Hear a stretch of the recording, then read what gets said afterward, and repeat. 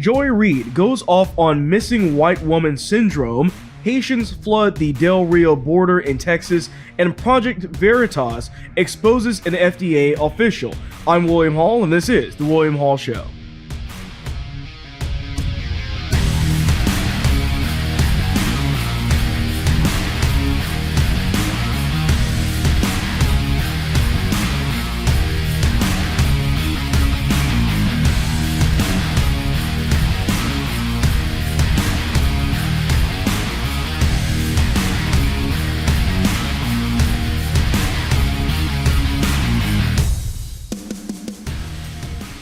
Many of you have probably heard about the Gabby Patito case. It was first of all, just a woman that was missing initially, and then turned out that there was a body that was found, and then obviously that was, she was dead. They deemed it as a homicide. Pretty much the entire situation of this was involving her and a boyfriend. They were on this long, van ride. They were documenting this entire trip across the country, and whatever happened basically was some type of altercation between her. The first police report I believe that they had was where she had apparently hit him and he had scratches on his face, and then afterwards somebody had to call the police saying that he was hitting her. The point of all of this is that typically I don't get into many of these stories like this. They obviously deem this as a homicide. The boyfriend's missing now, but I don't usually get into stories like this. And the main reason why is because people go missing all the time. This happens daily. There's, I believe, usually around 40 people that go missing or are dead or found dead every single day in the United States. And yet, most of it does not get any media coverage at all. So it's always tragic, of course. It's not to make light of the situation at all, but it is a situation where we need to ask ourselves exactly what's going on here. Now, with this story, what really makes this into a story that I'm covering right now is not so much what took place with the case itself, but really how Democrats specifically are responding to this. Obviously, they're turning this into a race issue. I mean, this is not surprising to anybody that knows how Democrats operate, but that's what they're doing right now. So Joy Reid, she has a show, her own show on MSNBC. So remember that. She has her own show, okay? All right. So she has her own show there. And she decided that she was going to take this opportunity to basically say that this is all because of racism. That's why this woman is being propped up in the mainstream media right now as this big national story. Here's a little bit of her talking about that. If you've been watching the news for the past few days or on Twitter or TikTok, you're probably familiar with the name Gabby Patito, the 22-year-old aspiring social media influencer who was reported missing after her fiancé returned from their van life excursion without her. On Sunday, human remains believed to be Petito's were found in a national park in Wyoming. An autopsy is scheduled for tomorrow to confirm the identity. Now, it goes without saying that no family should ever have to endure that kind of pain. And the Petito family certainly deserves answers and justice. But the way this story has captivated the nation has many wondering, why not the same media attention when people of color go missing? Well, the answer actually has a name: missing white woman syndrome, the term coined by the late and great Gwen Ifill to describe the media and public fascination with missing white women like Laci Peterson or Natalie Holloway, while ignoring cases involving missing people of color. Of course, I, like many others and you as well, are not surprised that she's, of course, trying to attribute race to this, using this way of saying, well, it's only because she's a white woman that this is really happening, okay? So let's go a little bit into what's happening here. Let's use some logic, let's use some common sense to really kind of dissect exactly what's taking place, because that's really important. The way in which these items take place and why they're taking place are crucial to these stories, and they can't go ignored. So Joy Reid may ignore them and try to just tack on whatever thing she wants to do, but we're not going to do that here. So let's go ahead and start off for the reason of trying to figure out, why is this Gabby Patito story making national news? Why is it this big thing at the moment or before? Why did this happen? We have to look at a couple of factors here. So number one is that her and her boyfriend actually were documenting their entire trip on YouTube, on Twitter, social media at large, Instagram. I mean, they have thousands and thousands of followers with people that are following this entire story. So you would think that would kind of matter. Those followers would probably want to know what happened to this person. Most people that they're missing, if they're not on social media at all, they don't have this big following, people aren't interested in it, and therefore it just doesn't really go anywhere. The second factor also is that she's a attractive female. I don't think it really has anything to do with the fact that she's white, black, or anything else. It's just the fact that America and people in the news like seeing attractive people. It's how it works. It works for advertising, and it works in these stories as well. It's just how it goes. But the thing is that Joy Reid is ignoring all of that by basically saying that it's just because she's white. That's it. There's no other reason why it could be anything else. But we know this because we have to look at history. We have to look at what has already taken place in the mainstream media to be able to make a determination on exactly what's taking place here. The thing is that let's take her logic for a second, Joy Reid's logic about this and saying that it's only because of her race, and let's apply this to men. When's the last time you saw in the news that there was a man that was missing and then murdered? I mean, when is that getting covered? Typically not. But if I'm using Joy Reid's logic, I'm going to basically say that that's because of sexism, right? I mean, there's no other logical explanation behind that. But that's not exactly what it is. There are reasons why these things happen. But they're always going to try to attribute something that goes along with their identity politics to justify the reasons for everything. So one of the big takeaways from all of this is understanding why it is that black people are not being covered as much. Because that's the claim that she's making to validate this. It's to say, well, black people aren't getting covered in the news when they're missing and killed. Okay, so let's take a second to use some of that common sense and logic and apply it to this as well. The thing we have to that we have to take into consideration is that when you're looking at black people in general in the population in the United States, they're disproportionately high when it comes down to the amount of them that are going missing and the amount that are killed. So there's at least per capita, there's a lot more black people that are going missing and are also being killed as well. So why are these deaths, these missing persons cases not being covered by the media? Well, let's start off and let's understand exactly why or the circumstances really surrounding specifically the killings in this particular situation. So does anybody remember David Dorn? So David Dorn was this officer. Last year, he was killed during the BLM protest by a BLM protester, okay? And killed in cold blood. He was literally protecting his friend's business, which was also black as well. And he was killed on the side of the road in all of the craziness that was going on right there. Not by a police officer, but by a protester for BLM. Nobody in the mainstream media covered that man. He got no media attention whatsoever. They ignored him. And if you ask most people today, they'll have no idea who he is. Why was his death not covered? It's easy. His death wasn't covered because it was perpetrated by another black person. That's why the media, especially during that time with BLM, was not going to report on any black person that got killed at the hands of another black person. But this isn't any surprise. The media has always ignored black on black crime. Let's look at Chicago. I mean, on any given weekend, 100 people are shot, 50 dead, and nobody says almost anything because of the fact that it's black on black crime. They don't want to report on this stuff.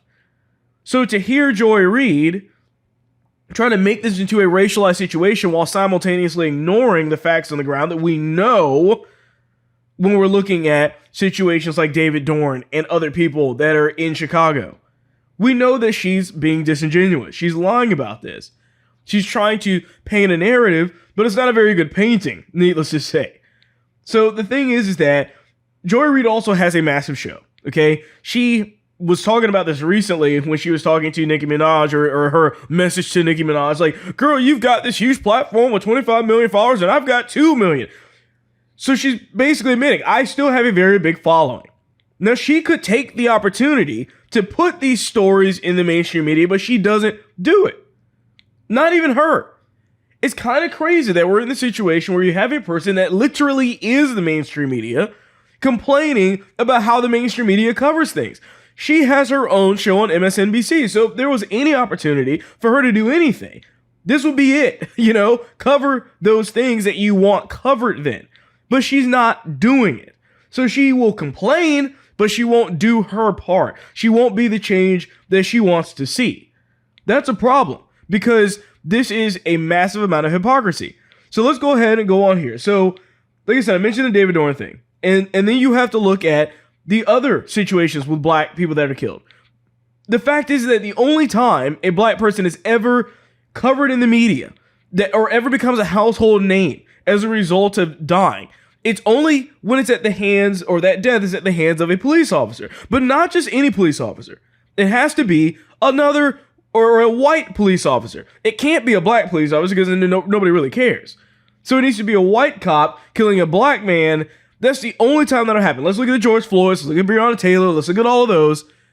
In other words, the point is that it seems very much likely to me that there are certain situations where black people are covered in media like crazy, and many situations in which they're not. I mean, let's take, for example, the white people that were killed unjustifiably by cops, for example.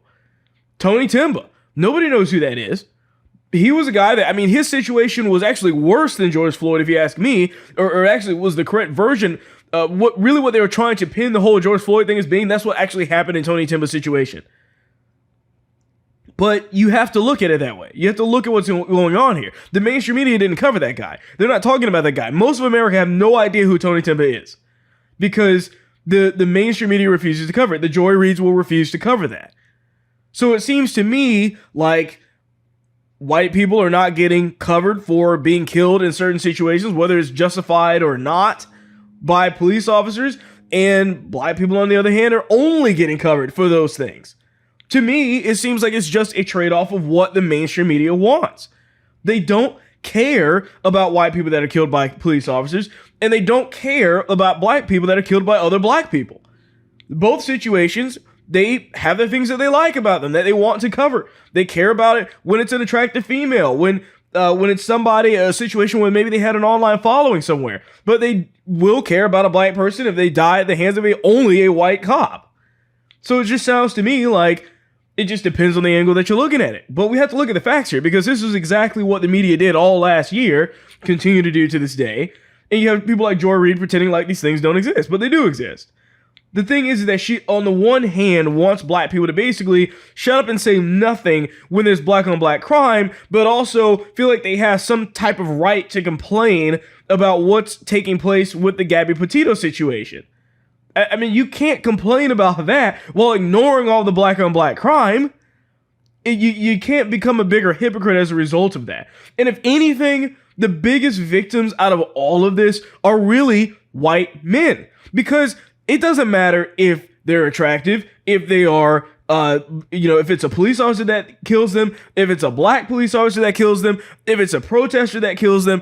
If a white man dies, it never gets covered in the mainstream media, no matter what the situation was behind their death. Shouldn't that be kind of concerning to the amount of people that are out there? But it isn't. They don't say anything about it because they know exactly what's going on. The media is complicit. So when people like Joy Reid are out there talking about this, pretending like they really care, they don't care at all. They don't get covered no matter who kills them, and for some reason we're just ignoring them. The victimized group, the real victimized group is white men in this country. But once again, the Democrats can't go along with that. And if anything, they're okay with it. But that's where we're at right now. Joy Reid's so busy looking at race that she's lost the ability to think rationally. That's the biggest takeaway here. We all know that immigration has been one of the biggest issues facing the United States right now. Specifically when we're talking about illegal immigration, obviously. And obviously the southern border has been completely open this entire time since the entire time that Biden has been in charge in the White House. But now we're actually seeing a slightly weird and different type of immigration that's actually taking place as well. And this is specifically from a massive amount of Haitian migrants that are coming into the country as of right now. They're all coming in through the Del Rio border, which is really weird because they would have to fly all the way from Haiti to somewhere close to that to get there. So it's very strange. And I mean, there's a lot of them, okay? Just as of this past weekend, it was reported that there were 15,000 that were squatting under a bridge in Del Rio, Texas. And the craziest part about this is you have to look at the videos of this stuff because there are literally, I mean, it looks like a third world country. I'm not kidding you. It looks like some type of massive slum almost in Brazil somewhere. It really looks so bad. I mean, there's just tons of people sitting around, stumbling around, under tents, sometimes under nothing. Not entirely sure what's going on. Really weird situation that we have going on right now. And then apparently a lot of them were just disappeared out of nowhere. So then that number actually dropped to 10,000 that were left. 5,000 somehow just disappeared. Where did they go? Well, apparently they're actually being spread and moved across the entire United States in different little areas. So basically a community, close to where you're at, and based off of your tax dollars paying for that as well, unfortunately. So many, there have been reports of them flying to Orlando, New York, Maryland, right now. This should be concerning to everybody because what's taking place and the real problem that we see when we look at the situation is that none of these people are being tested for COVID. None of these people are being vaccinated before they're traveling. Nothing is happening right now. It's just people being flown all over the United States from Haiti. And we're trying to figure out, okay, what is happening? Why are we doing this? Why are they pretending as if we should care about this pandemic when their policies and what they're doing are exactly the opposite of that? That's what I'm trying to figure out. I mean, the mainstream media isn't covering any of this. It's almost impossible to find any information on this story because the mainstream media doesn't want to talk about it. They don't want to cover what's actually happening because Lord forbid that people are actually able to see the problem with this administration and the fact that they are just being the biggest hypocrites on earth. I mean, you can't do both. It was bad enough with the southern border. And now you have these Haitians that are also coming in trying to do all of this stuff as well. And so what are we doing? The problem is that right now, I want to see something needs to be done. I need to see somebody that in Congress or something that just is able to finally step up, which I doubt will actually happen, but will actually finally step up and say, you know what? We're not doing any of this. We're not following any of these mandates, guys. You can't be massively bringing in 15,000 Haitians and then spreading them across the United States with no vaccination, no mask, no nothing, and expecting everybody in the country to still be suffering under you telling them how to live and telling them and their children to wear masks and forcing people to get vaccinated. You just can't keep running a country like this. And somebody has to say something. Somebody has to do something about this. The best way and the only way that we can really do anything about this is to just mass noncompliance. That's what it's all about. To deny what they're telling us to do because we're seeing it firsthand that they don't really care anything about this pandemic. It's clear as day. I don't see how anybody can see this any other way. But speaking of the pandemic and vaccines and whatnot, BLM, surprisingly, is somehow siding with the anti-vax crowd. So this is a kind of an interesting situation that started to unfold, surprisingly enough. And all of this actually started because there was an altercation that took place outside of a restaurant and in New York. And there was, I guess, this hostess that was asking this other black woman for a vaccine or the vaccine passport, which is, once again, what we predicted was going to happen a long time ago. But she was asking this black woman for her vaccine passport, and I believe the hostess was Asian or something like that. And the woman that was there, the hostess, basically looked at it and said, this is a fake. She claimed it was fake and refused to let this black woman into the restaurant. Now, I don't know what the exact reasons were. It could have been a fake. Nobody's even talked about that at all. But whatever it is, BLM has decided that they're going to protest right outside of this place, call this lady a racist, whether she was or not. But what's even more surprising is that they're coming out and calling the vaccine mandates and the vaccine passports racist. Here's a video of one of the chapter leaders of BLM in New York talking about this. About these vaccine mandates. Listen, vaccine is a choice, okay? This is a choice. You shouldn't exclude people from everyday activities because they choose not to engage in something they have every reason to doubt. The government story on the vaccines have changed every 1 to 2 months since Donald Trump. The vaccines have had effects that people come out and say, oh, well, that never happens. But they do happen. People die. Joe Biden said that folks wouldn't be hospitalized. People are being hospitalized and dying.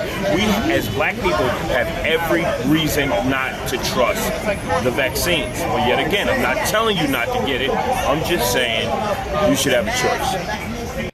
Now, I am no fan of BLM. I'm still not. But it is very interesting that you have them coming out saying this stuff. It's like people are beginning to wake up, slowly but surely, that these vaccine mandates, these vaccine passports help no one when it comes down to what they're trying to do. When you force this stuff, you have to account for the fact that you are hurting people's lives, you are taking away their freedoms by doing so.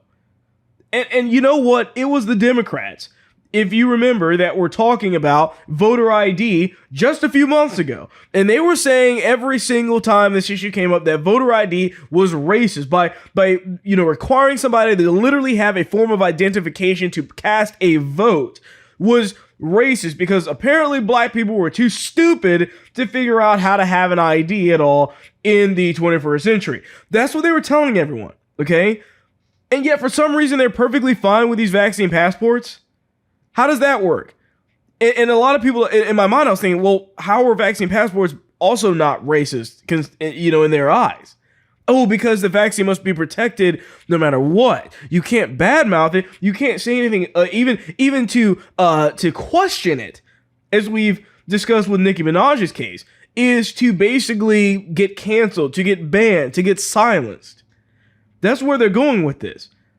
And now you actually have BLM, the actual BLM, literally saying, hey guys, these vaccine passports are racist, and Democrats have nothing to say about it. They have nothing to say because they know that they messed this up.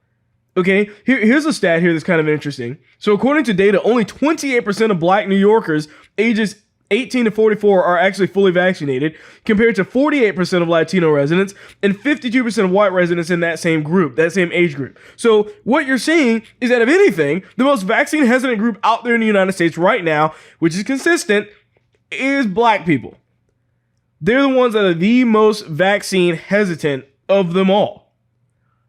And we're supposed to just, ignore this? The Democrats are pretending as if for some reason, oh my goodness, this is the worst thing ever. This is the biggest problem. This is something that has to do with racism in some other way. No, this has to do with the fact that Democrats messed this issue up. They're so busy pushing the vaccine that not even BLM is going on with them. And if this spreads with other BLM chapters and other people in BLM at large, the Democrats are going to have a real problem on their hands. Because come 2022, the only people that are going to actually be the ones that are pro-freedom, pro you being able to choose what you want to do, pro keeping your business from, or your employer from forcing you to take a vaccine, are going to be the Republicans, not the Democrats. This is going to mess them up real bad. It's another issue where Democrats ended up on the wrong side. They thought they were on the right side. They're ending up on the wrong side again. Because the people that they hold dear, that they assumed would be voting for them over and over and over and over again, that's what's taking place. Keep in mind, it's not the vaccine mandates specifically that are in and of itself inherently racist. It's the people that are doing it, that are forcing these people to do that. There was another video of one of the BLM people that was basically saying, you're going to have police officers basically forcing us to take these vaccines, arresting us. How far is this going to go? Who's going to enforce it? The enforcement arm for the vaccine mandates would have to be police officers, which in turn BLM already hates. You see where the problem lies at. And it's just very, very interesting, because I never thought that we would get to a point where BLM and conservatives would be agreeing on anything. But here we are. It's a crazy time, and people are beginning to wake up, and I am welcoming it fully. I've been saying this for a very long time, but the people that are into these vaccines like crazy literally worship them. It's like a new religion to a certain degree. And here's video proof of it. Check this out. They're all clean hands and washing them. Let me hear it if you've had the Pfizer vaccine. For fuck's sake. Let me hear it from Moderna. AstraZeneca. Let's hear it from the anti-vaxxers. Oh, unbelievable.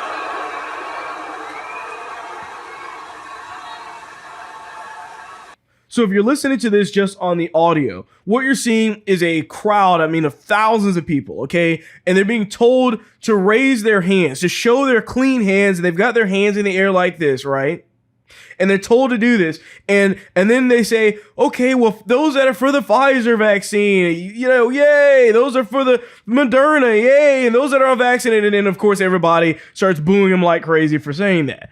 Now, the band that's doing this is at a Kaiser Chiefs concert, and it's kind of funny because a lot of people are joking, basically saying it's essentially the Pfizer Chiefs is what they should rename themselves as being, because that's all they're doing is hawking this vaccine like crazy. It's you must take this thing, and we're gonna boo the people that didn't take it. But by the looks of the people's faces in that video, you would swear up and down if I just showed you just the screenshot of the audience that was shown there, that they were in a church service or going to see Bethel Music or going to see Hillsong. Something along those lines was exactly what you would think you were watching. But that's not what you were watching. You're seeing them not even listening to music at that point. They're just raising their hands in praise of the vaccine. That's what's happening right now. And people are going to tell us that this isn't a cult.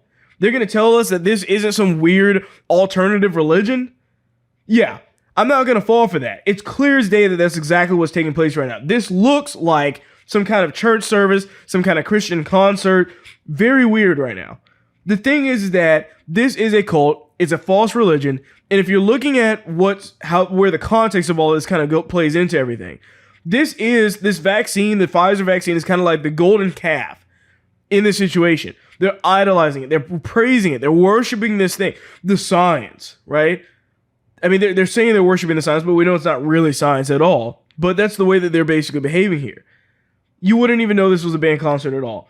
But the thing is that we shouldn't be in a situation where people are doing this. It's gone too far, folks.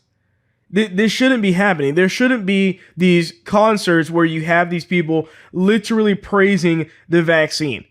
And by the way, those people in the crowd that are raising their hands and doing all of this stuff are the same people that were calling everybody who voted for Trump a cult member. But they're more than happy to literally praise and raise their hands to do that. I mean, when's the last time you saw that at a Trump rally? Could you imagine if it was a Trump rally and he's like, praise me, oh followers? You know, that's not what took place. That's not what happened. But this is exactly what they're doing, and they're calling it science. And I'm sure, I am 100% positive that there's going to be a bunch of different breakthrough cases that take place from that crowd right there. The same ones that are claiming that their hands are so clean and that they're all fully vaxxed up and everything. Watch them get a bunch of COVID cases based off of that. Just watch. Because it's not like it's going to be effective enough to do much of anything anyways when you're in a crowd of thousands and thousands of people with no possible way on earth to social distance whatsoever. But speaking of the vaccine, Project Veritas once again does a great job by exposing an FDA official. And honestly, he's just saying a ton of crazy stuff about blow darts and the vaccine. Check this out. Get blow darts of J&J and go to the unvaccinated, blow it into them, blow dart it into them. I remember reading about how with COVID trials, they were having an issue recruiting African-American people. Can't blame them. I can't, but at the same time, like, blow dart. It's where we're going. There needs to be a registry of the people who aren't vaccinated. Although that's sounding very Germany. The Germany that you're thinking of is Nazi Germany. I mean, think about it like the Jewish star. It looks like the FDA or something. Yeah. Again, so unorganized. blow dart. It is the perfect answer. And since J&J is an mRNA, you have no issue of it counteracting with anything else. So again, you just shoot everyone. Drones. Drone darts. Easy. How do we reach the minority populations? Blow darts is always the answer. Yes. I will cheers to that. Yes. Cheers. The people who are like, oh, the vaccine's terrible, it's the Antichrist, are like, yes, our savior. If they start handing out vaccines, I'm going to go door to door and stab everyone. Oh, it's just your booster shot. Stick your arm out. Exactly. What's that? Oh, it's just a vitamin C shot. Again, if you're an undercover journalist, you can't quote me. Again, if you're an undercover journalist, you can't quote me. Once again, Project Veritas doing a great job at investigative journalism. I absolutely love to see them do this stuff. But, you know, I love it when leftists show their true racist nature. I mean, when you're listening to this guy talk, does it not sound like they're just somebody that's like, you know, they just resent black people and it's just, I'm just going to force them to do this. Not by the fact that they need to, I'm just going to do it because that's where we're going. That is very scary. If there are more people out there like that, I'm really worried. And I'm sure there are. There have to be. Because think about it. Somebody hired this guy. So whoever hired him has to be worse than he is. That's the only way that we can really look at this. But, this guy has the mentality of trying to force people to do everything that they want them to do. But this guy is actually proving the point that I've been trying to make on this show for the longest period of time. You can't trust the government, folks. That's what this boils down to. That's the problem I have when I see guys like this talking about this stuff, is that it's people like that are the reason why we shouldn't be trusting the government, because the government can be made up of people exactly like that.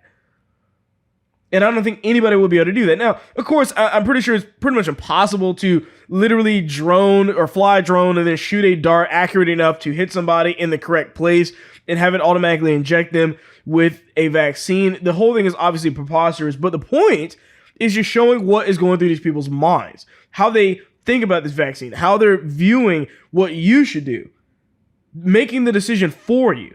It's not about specifically the method that they're talking about. It's just the idea that that's what they believe, that there should be something out there that forces you to do it, no matter what it is, against your will, mind you. Imagine being psychotic enough, or just imagine how psychotic you would need to be to believe that everybody would need to take some kind of medicine against their will. That's where we're at right now. This is pushing the hesitancy of anything. And remember, like I talked about earlier on the show, black people, by and large, are the most vaccine hesitant. That's what we're seeing here. And this guy couldn't be more racist towards that entire group of people.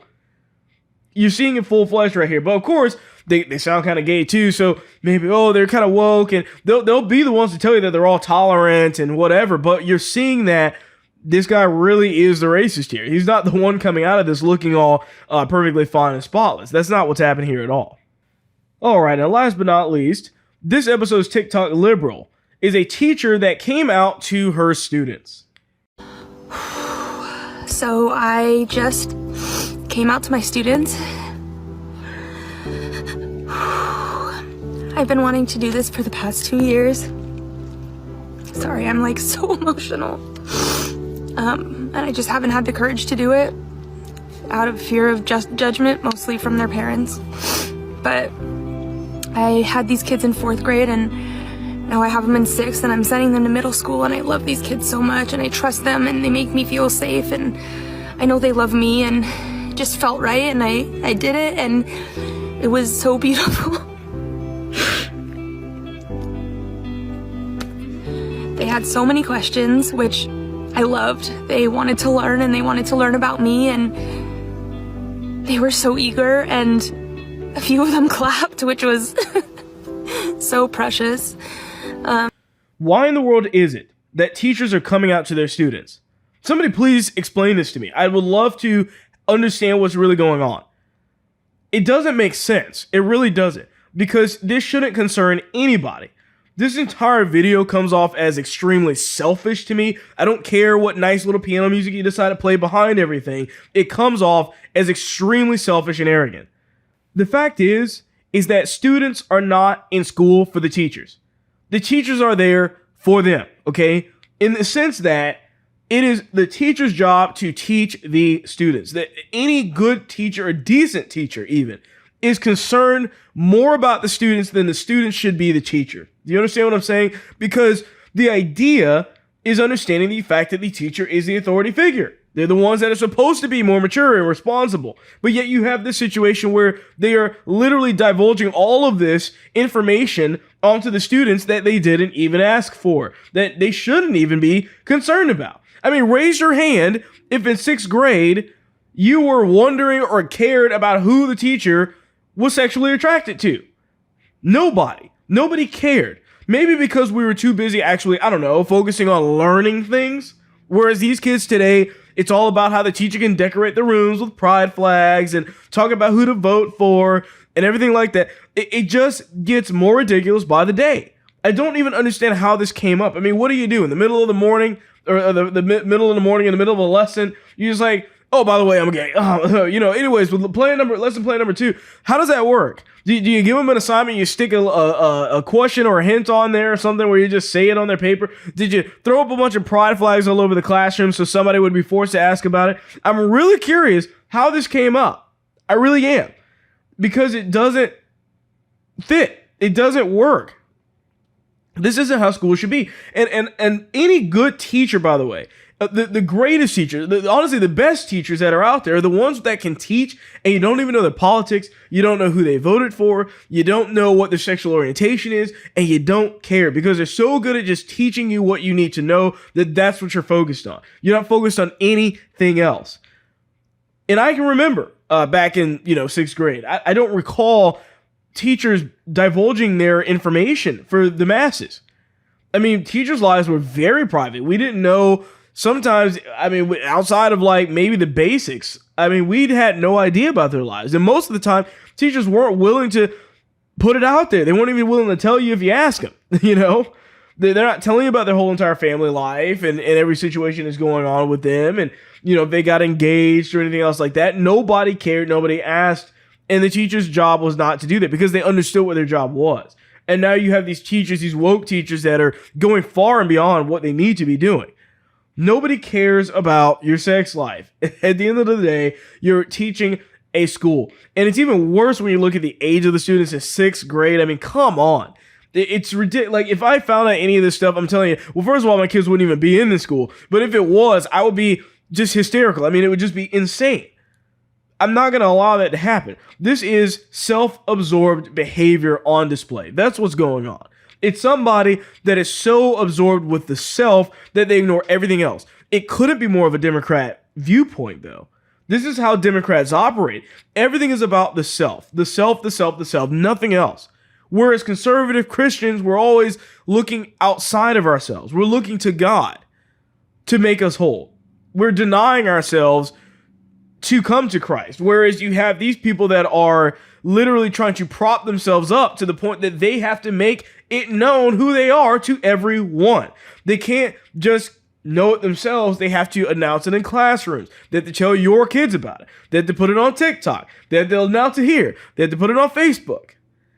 It's always this thing that they have to do to try and prop themselves up, to make themselves out to be more important than they really are. And it's sick and it's disgusting. And it's ridiculous that this stuff is allowed at schools at all. Once again, great reason why we need cameras in classrooms, but I'm just saying. But I've said that before. With that being said, that's all I have for you on this episode. I thank you for watching or listening to this one. Remember to leave a review if you're listening to this on Apple Podcasts, as it does help the show out as well. But with that being said, I will see you on the next one.